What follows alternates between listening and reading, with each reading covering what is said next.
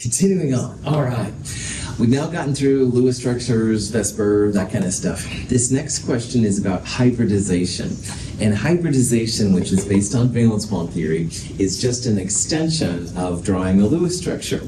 So in this question, we have the BCl4 minus 1 ion.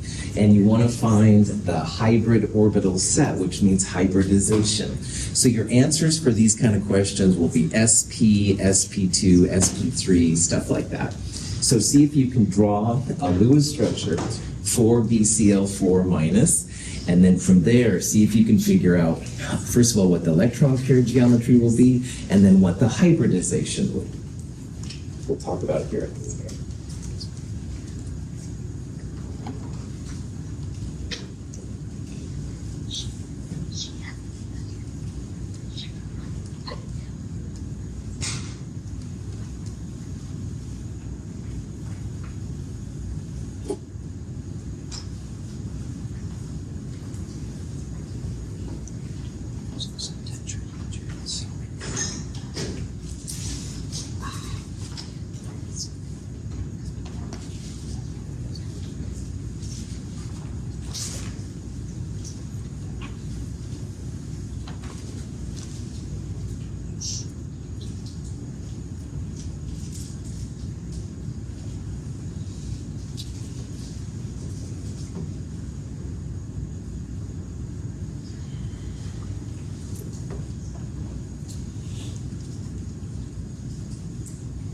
Cool.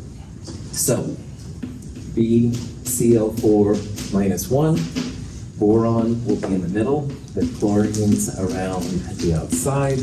Boron is group 3, so 3 valence, chlorine 7, and there's 4 of them, and we'll add 1 for the -1. So 28 plus 4 would be 32, 16 pairs. Connect the outer atoms to the boron. Give the outer chlorines an octet. And when you do this, boron is in the middle of the 4 Cls. So what is the electron pair geometry around the boron? That's right. The sp3 is the hybridization, right on. It's okay. The trigonal tetrahedral is electron pair geometry. sp3 is the ultimate answer. I'm totally happy with that. You bet. So yeah, Houston just took it to the next level, man. Boron has 4 bonds around it. 4 bonds will want to be tetrahedral, and tetrahedral always means sp3. That's fantastic. Yeah, great answer. No problem. So the punchline here, anything tetrahedral, sp3, trigonal planar, sp2, sp3d2 is for octahedral, sp3d for trigonal bipyramid, and sp will be for things that are linear. Okay? Any questions on any of that? Now, another thing we talked about was how many sigma bonds and pi bonds are in a molecule. And this molecule is cysteine. It's a pretty big molecule. But in this molecule, you have a combination of sigma bonds and pi bonds. So see if you can figure out how many sigma and pi bonds this thing has. Remember that a double bond is equal to 1 sigma plus 1 pi.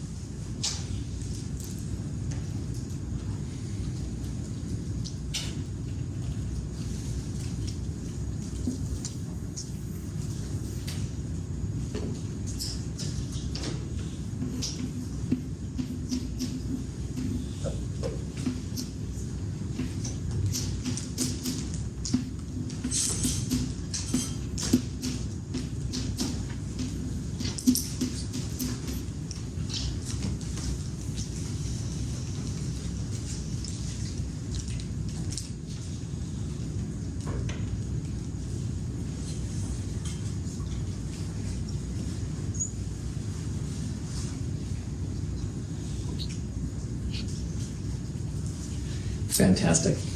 All right. Single bonds are also known as sigma bonds. So every time in this molecule you see a single bond, that's going to be a sigma bond. Double bonds, the first line you draw in a Lewis structure is sigma, and if you draw additional line or lines, those are pi bonds. So if you have like a double bond, like we saw with the molecule earlier, the first line is sigma, and the second line is pi. And in the lab from this week, remember, bond order equals sigma plus pi bonds. So 1 sigma plus 1 pi, that's where the bond order of 2 comes from. So you just want to count all the individual bonds as you go through there. And remember that this one right here, that's a sigma plus 1 pi bond. So when you count it up, 13 sigmas and 1 pi bond. Cool. Questions? Yeah. I can't remember off the top of my head. When it's a triple bond, is it 2 sigmas and 1 pi, or is it 1 pi, or 2 pi's and 1 sigma? The latter. That's right. Good. So that's a good question. So let's say you had a triple bond, another like a carbon. All right. In a triple bond, same rules apply. The first line you draw is going to be the sigma. Every line past that is pi. So in a double bond, you'd have 1 sigma and 1 pi. Triple bonds, you would have a second pi bond. So bond order 3 is what the triple bond is. That would be 1 sigma plus 2 pi's. But again, sigma plus pi is that, yeah. So they'll only have 1 sigma bond, all right? Good question. Other questions? Now, in addition, you can start doing things with bond angles, all right? And so here we have 3 bond angles around this sulfur, around this carbon, and around this nitrogen. And use your knowledge of what the electron pair geometry is around those atoms to tell me what the bond angles will be. And we'll talk about this here in a little bit. Remember that sometimes the Lewis structures, it looks like it'll be one angle, but it's actually another angle.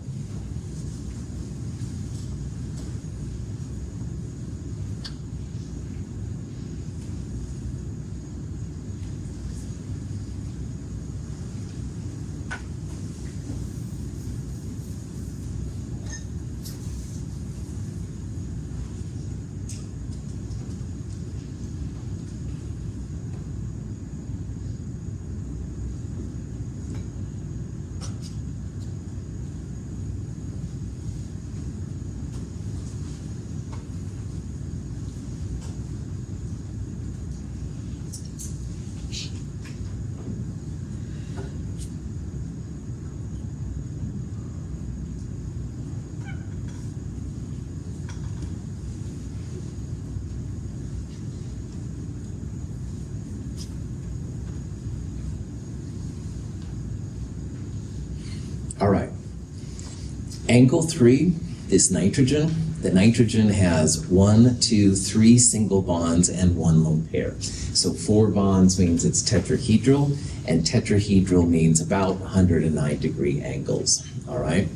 So this angle, this HNH, would be about 109. Now look, that it looks like it's 90 degrees, but that's a lie, all right? Lewis structures like this one don't have any information on what the molecule actually looks like. You have to interpret it.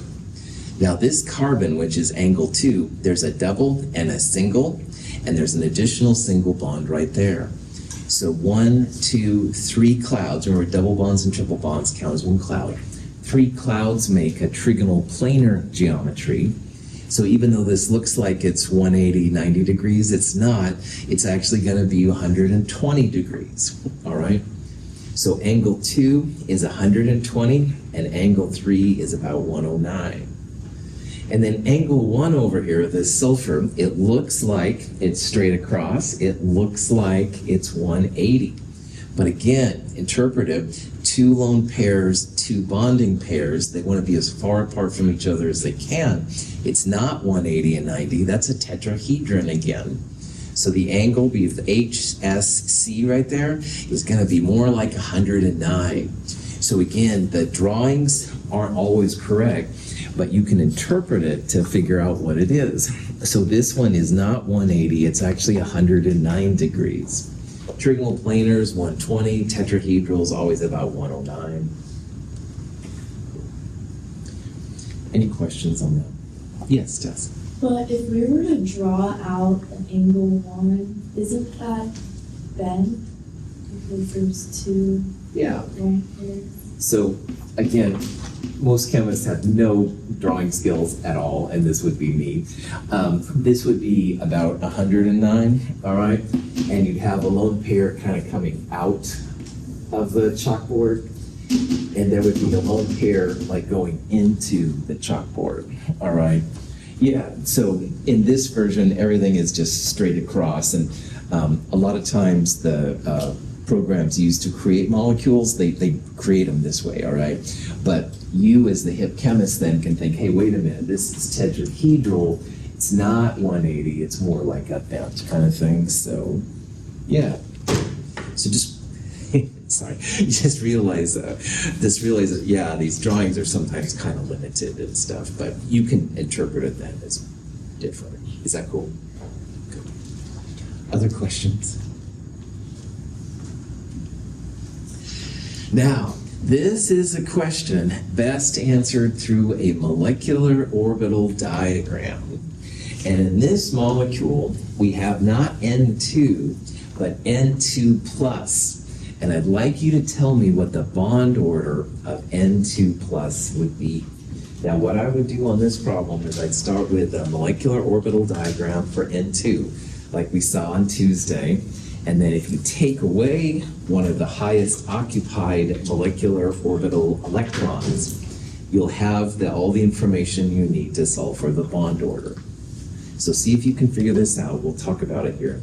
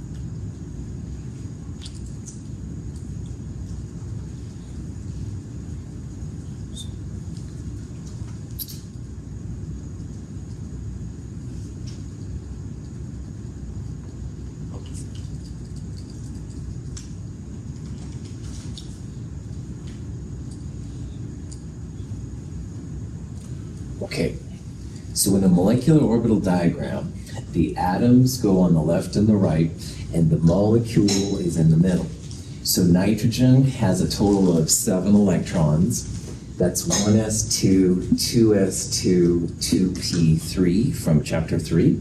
So on the left-hand side, we've got 1 nitrogen atom, and on the right-hand side, we've got the other nitrogen atom, which is also 1s2, 2s2, 2p3. And then in the middle, the number of atomic orbitals equal the molecular orbitals. One goes lower in energy, those are called the bonding orbitals. One of them goes higher in energy, those are called the anti-bonding. And with my very sloppy drawing up here, the stars there represent the anti-bonding. So for the 1s interaction, you've got 2 plus 2, 4 electrons. First 2 go in the lower, next 2 go in the higher. That's how you start filling in the molecular orbital diagram for N2.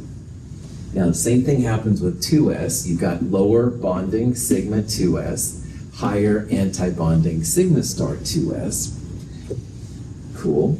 The action is in the top part right there. And we're using the quote-unquote NBC diagram.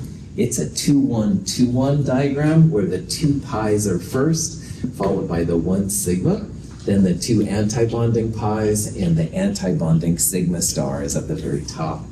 So there's 3 electrons from each nitrogen, 6 total. 1, 2, separate first. 3, 4, pair them up. 5, 6. This would be the neutral N2 molecular orbital. Any questions how we got there? All right. Now, bond order, which is what this is all about, for neutral N2, bond order is equal to 1/2 the bonding electrons minus the anti-bonding electrons. The lower electrons are bonding, and the upper ones are the anti-bonding. So if you look at the entire diagram, we have 2 bonding here, 2 more here, 6, 8, 10. There's 1/2 of 10 bonding electrons. And anti-bonding, the ones with the stars, 2 here, 4 there. These are all empty. So there's a total of 4 anti-bonding. 1/2 10 minus 4, 1/2 of 6, 3. So the bond order for neutral N2 is 3. Now, Savannah says, this is silly, Russell, because bonding and anti-bonding here, they cancel out. If Savannah only uses the top part, same answer. Because in the top part only, above where the 2 p's are, there's 2, 4, 6 bonding and no anti-bonding. So 1/2 6 minus 0 also gets you 3. So you can do the whole thing or just the higher group. Either way is fantastic, but you should get a bond order of 3. If bond order is greater than 0, it exists. If bond order equals 0, it's not going to happen. Any questions on that part? Okay, but we're not after N2, we want N2 plus. But one of the advantages of MO is it's easy to make the ions. So in this case, we're going to remove an electron to make it positive, and you remove it from what's called the highest occupied molecular orbital. So those are the last electrons in or the first ones out. So one of the sigma 2p electrons is going to come out. So there's only going to be 1 up there. It becomes paramagnetic. Now we only have 5 bonding electrons because we took away a bonding one. Your bond order goes 5 minus 0, 5, and half of that.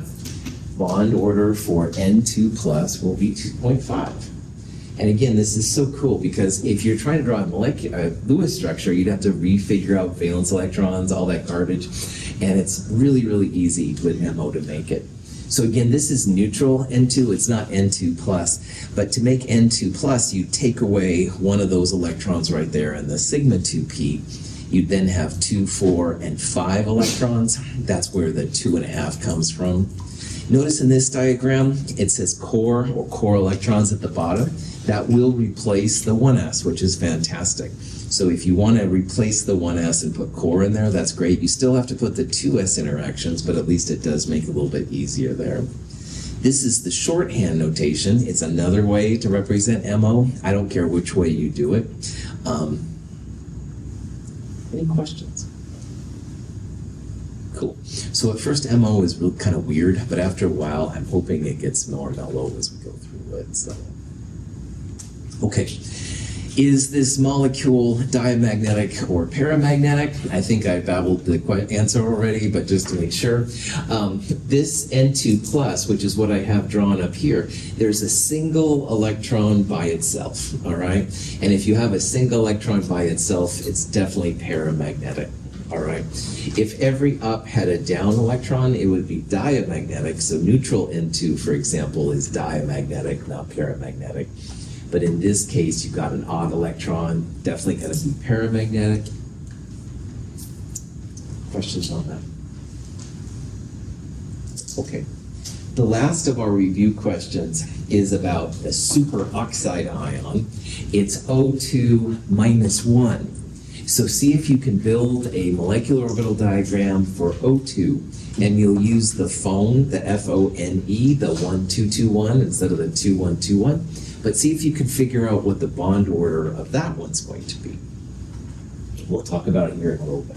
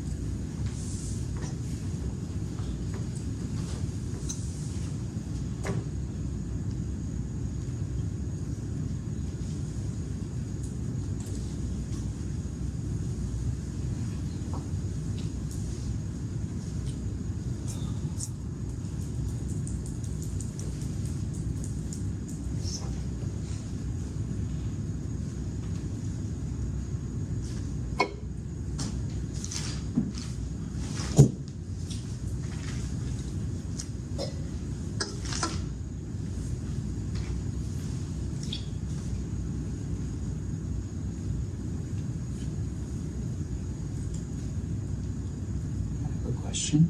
I forgot. Do we have to add this 2 as part of core? No, only the 1s is core. So like you could take out the whole lower interaction right there and put core, but you'd still have to put this part and this part. So good. In noble gas notation, like you could write oxygen as helium 2s22p4, and helium, dihelium, would be this part right here. So that's the rationale of why the core is just for that. Good question.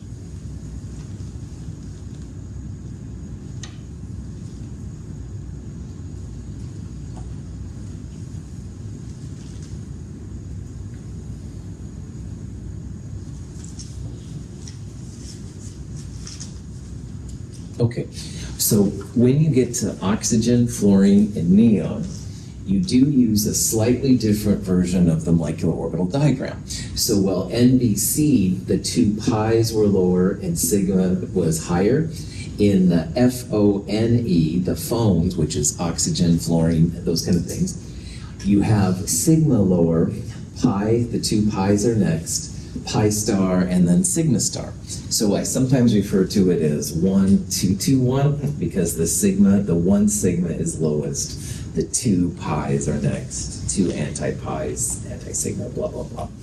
So oxygen has a total of 8 electrons, 1s2, 2s2, 2p4. And we go 1, 2, 3, each in their own orbital first, and you pair the 1 up, no problem. And again, on the right-hand side, same thing. And again, 1s is boring, honestly, because you have just as many bonding as anti-bonding. And the same thing for 2s, just as many bonding as anti-bonding. But the p4 on the left and the right, it's like 4 plus 4, 8 electrons. So you put 2 electrons in the sigma 2p. The third and the fourth electrons go separately in pi 2p. The fifth and the 6th electrons pair the pi 2p. And then finally, the 7th and 8th electrons go in the pi star 2p. So this would be the MO diagram for neutral O2. It's paramagnetic, which the Lewis structure doesn't predict. When you draw a Lewis structure, it looks like it's diamagnetic, everything's paired, but molecular orbital actually shows that you have unpaired electrons, so it's attracted to magnets, stuff like that. Oh, questions on that part? Okay, now O2 minus 1 just has an extra electron. So when you have extra electrons, they go in the lowest unoccupied molecular orbital, the LUMO. And the pi star 2p has spots in both of them. So you put it on either side, you'll pair up one of the electrons. So O2 minus, this superoxide thing, has an extra electron. Still has an unpaired electron, but only one. So if you want to use just the top electrons, the bond order would be 1/2 parentheses bonding minus anti-bonding, 1/2 parentheses 2, 4, 6, 6 minus 3. Bond order is 1.5. So here's a much better version of the molecular orbital diagram than your instructor can draw. Here's the 2s interactions and the 2p's. Now this is neutral O2 once again.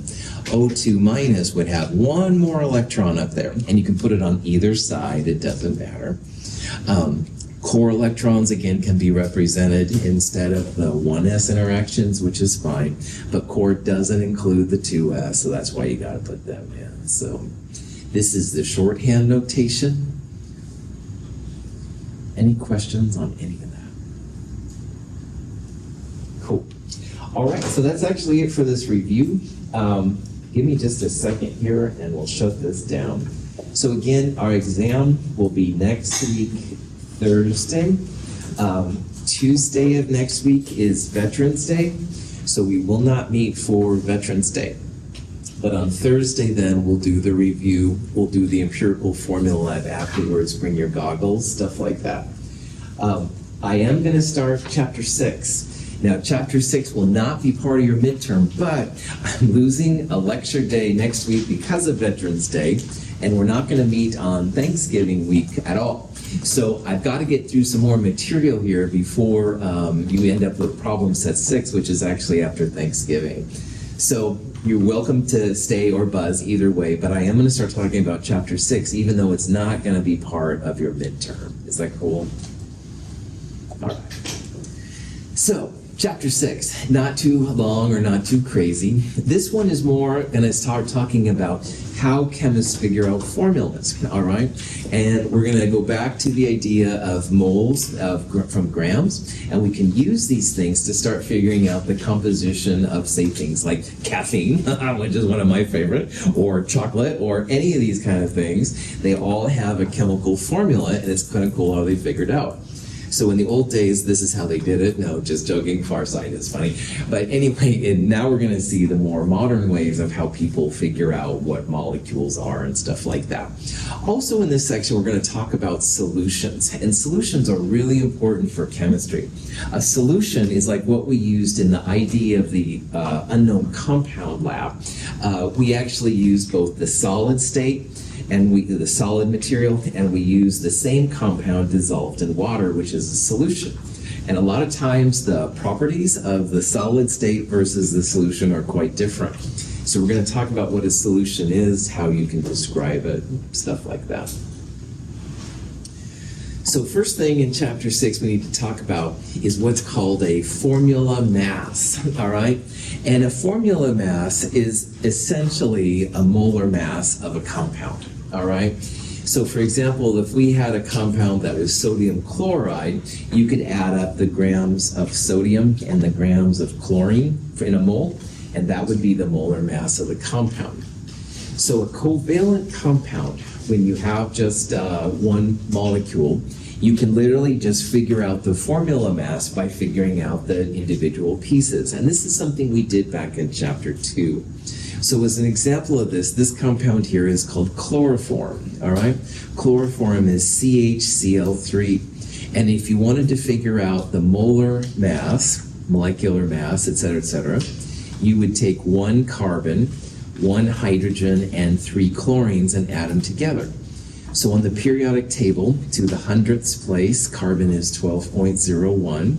You can add that to 1.008 or 1.01, either way, and add that to chlorine, 35.45.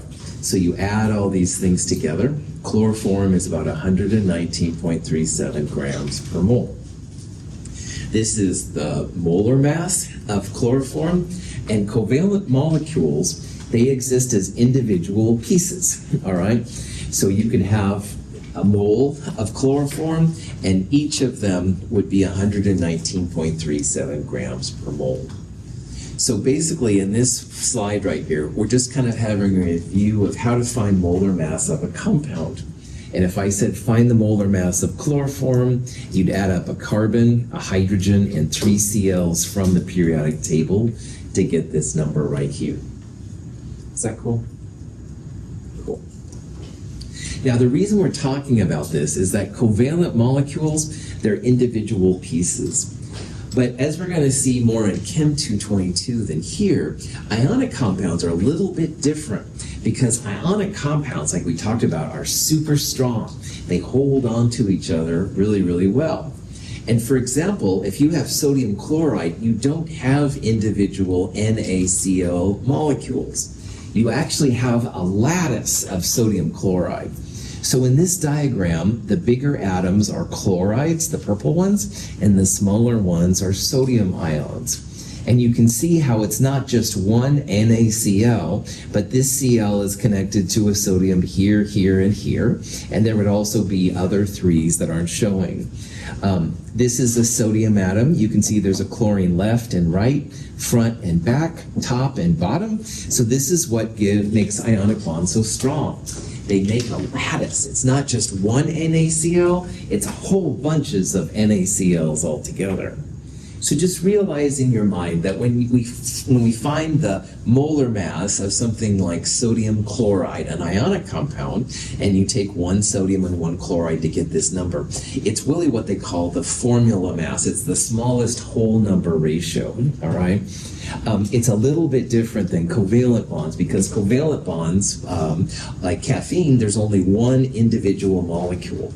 But NaCl, because there's all kinds of them, they sometimes refer to it as a formula mass, all right?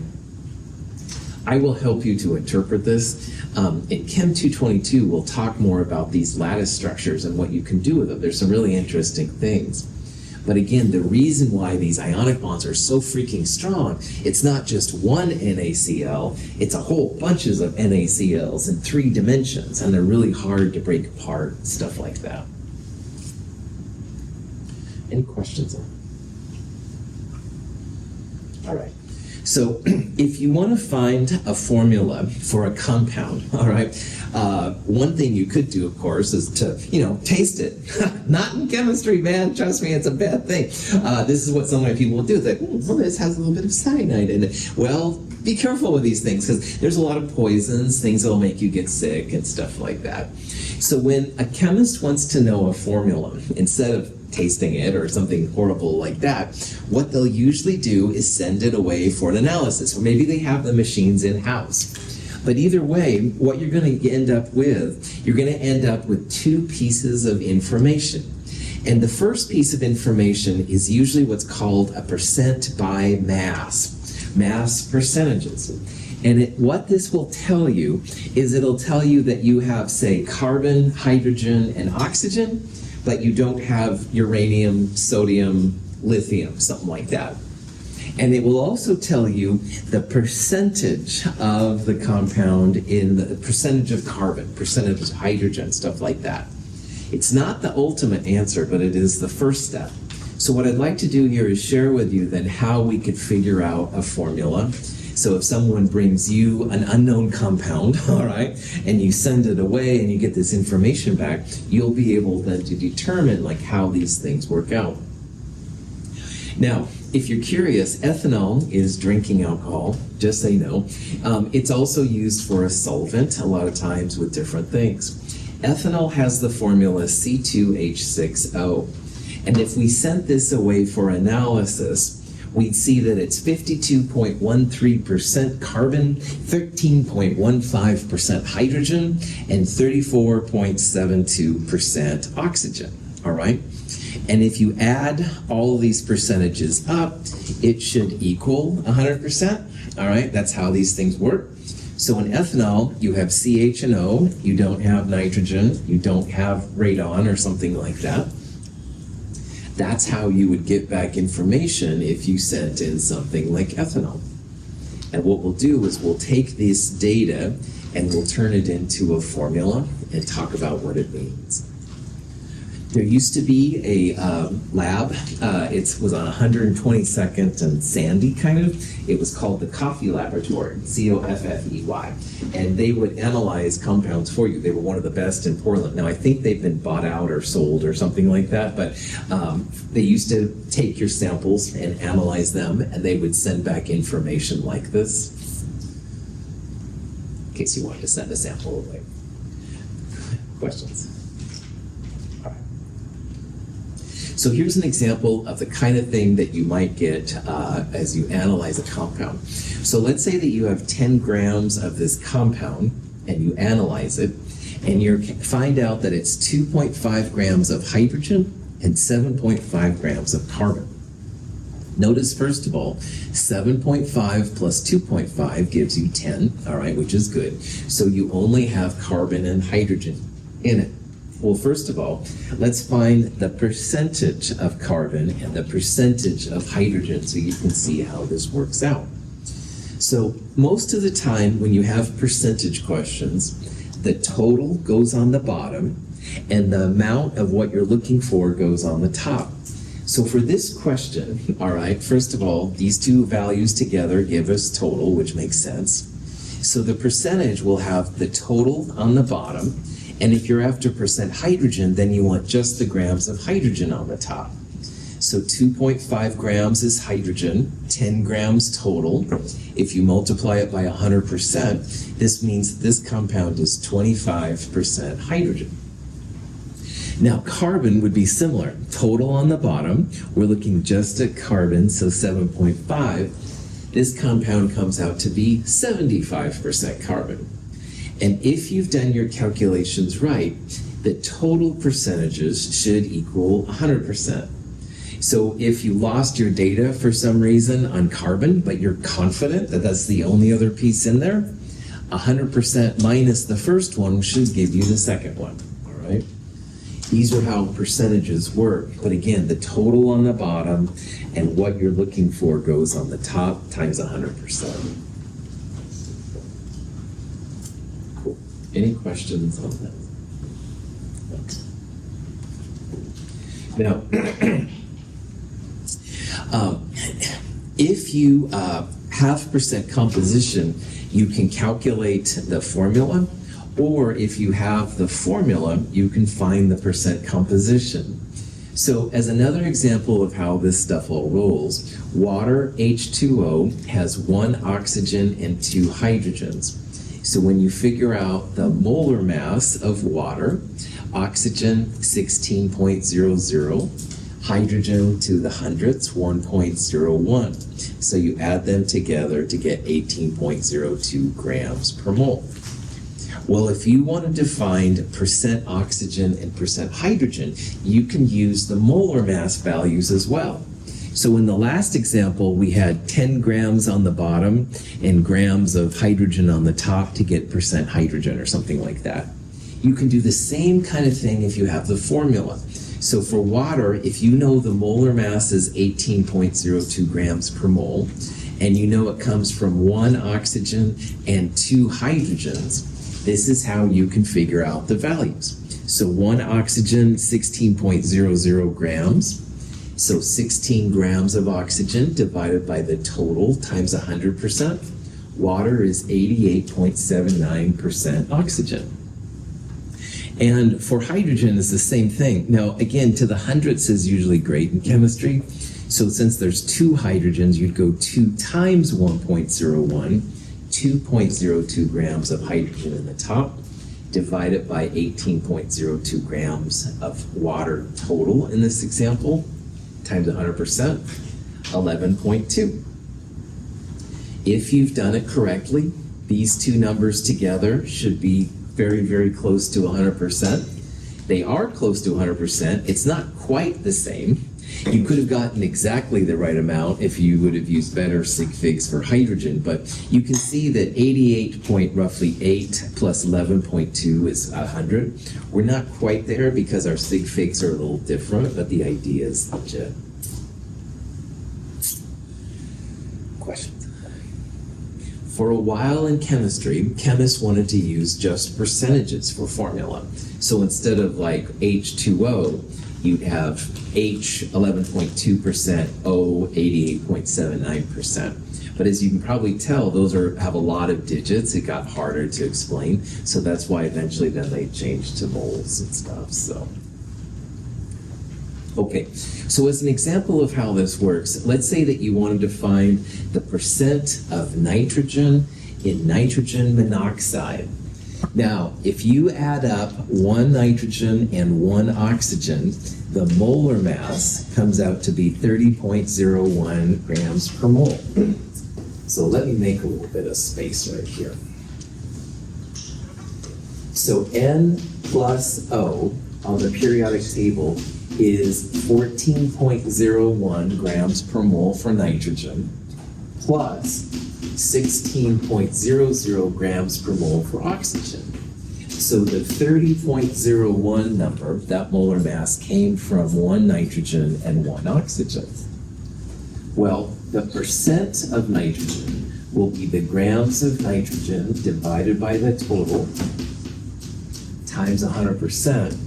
So that's going to be 14.01 because that's the amount of nitrogen we had. We'll divide it by the total, 30.01. Multiply it by 100% to make it look cool. 46.68% nitrogen. So nitrogen monoxide, nitric oxide, 46.68% nitrogen.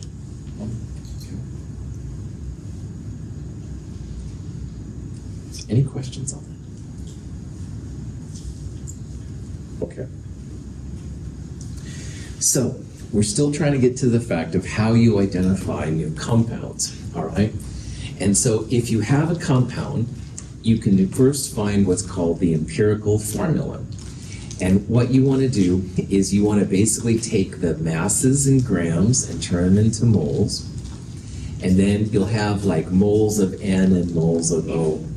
And you want to divide the bigger moles by the smaller moles to get then finally the smallest whole number ratio of atoms. Now I'm sure that's about as clear as mud. So here's an example of how this works out, all right? We have a compound. It has 1.71 grams of carbon and 0.287 grams of hydrogen. And from this information, we want to find the empirical formula. Now remember, in a formula like H2O, it's not a grams formula, it's a moles formula. So what we're going to do first is we're going to turn grams of carbon into moles of carbon. We're also going to turn grams of hydrogen into moles of hydrogen. We can then compare those moles to see what the overall formula is. Now, what number do we use to go from grams of carbon to moles of carbon?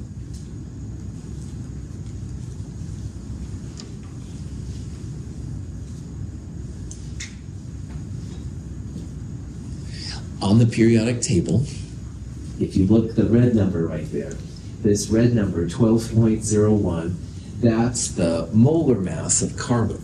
That's the grams of carbon in a mole of carbon.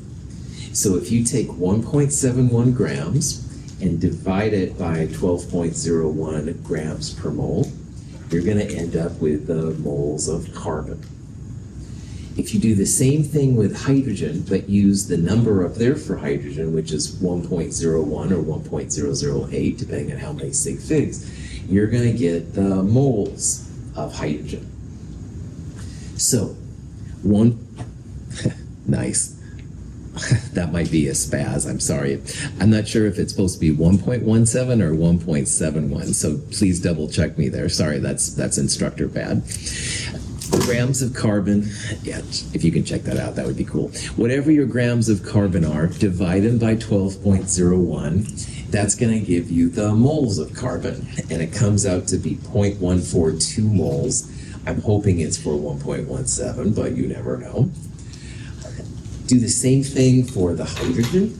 Hydrogen 0.287 divided by the molar mass. Oh, for heaven's sakes. This is embarrassing. These are some new slides, and as you can tell, there's a problem. This should say grams of H over moles of H. Oh boy, instructor must have been low on caffeine that day. Sorry. Anyway, hopefully it comes out to be 0.284 in your calculator, which means moles of hydrogen. I'm really sorry about that. So, these numbers here, it's like a cheesy kind of a formula, all right? And so you'll have C 0.142, H 0.284. So that is a kind of a formula, all right? But it's an ugly formula. I haven't given you numbers like this for formulas. So what this next part up here says, number 2 and 3, is you want to take the smaller number and divide the bigger number by the smaller number. So in this case, we're going to take 0.142. We're actually going to divide both of them by that number. And why we're going to do that is that 0.142 divided by itself is just 1. And 0.284 divided by 0.142, you can probably see is going to come out to be about 2. So this is C1H2, and that thing right there is the empirical formula of this compound. So instead of saying it's C.142H.284, which is way too many syllables, if you divide both of those numbers by the smallest one, you're going to get 1 to 2, and your empirical formula is CH2. Questions? Okay. At this point, let's take a break.